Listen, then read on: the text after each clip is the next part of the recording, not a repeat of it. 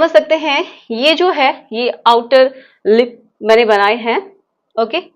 And उसके अंदर बहुत ही सॉफ्ट टिश्यू के बने हुए ये क्या है, इनर लिप्स, ओके।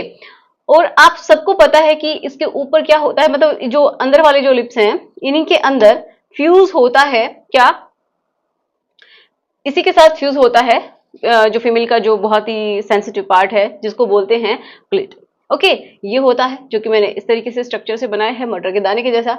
एंड ये जो आप देख पा रहे हैं दो लिप्स, इसके अंदर दो ओपनिंग्स होती हैं, एक होती है यूरिन के लिए, दूसरी होती है कि यहाँ से जो फीमेल्स हैं उनके पीरियड्स पे आते हैं, और नॉर्मल अगर डिलीवरी होती है तो उनके यहीं से बच्चे भी पैदा होते हैं, ठीक है।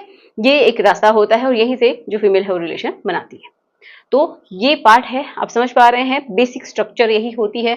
अब प्रॉब्लम क्या हो जाती है, इस जो प्रॉब्लम है इसको नाम भी दिया जाता है एल फ्यूजन या फिर एडहेशन, ठीक है। ये इसके नाम होते हैं एल फ्यूजन या फिर एल एडहेशन या फिर एग्लूटिनेशन, इस तरीके से इसके नाम होते हैं। तो देखो 3 डायग्राम्स बनाए हैं, इसी तरीके से कुछ लोगों के साथ हो जाता है।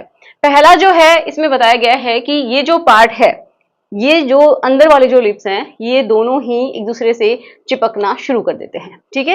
ये धीरे धीरे बंद होना शुरू कर देते हैं। अब जैसे कि छोटी बच्चियां होती है ना, उनमें तो ये इतने ज्यादा सॉफ्ट होते हैं कि वो पता भी नहीं चलता कि ये फ्यूज हो गए हैं या फिर यहाँ पे कुछ था ही नहीं, ओके। पहले था या फिर नहीं, क्योंकि वहां पे एक किसी किसी में लाइन के जैसी ही दिखती है बस, ओनली बहुत ही पतली सी। तो किसी किसी में क्या है कि ये जो है ये फ्यूज होते होते मतलब बंद होते होते और सिर्फ ये वाला ही हिस्सा दिखाई देता है जहां से वो अपना जो यूरिन है वो बॉडी से बाहर निकाल सके।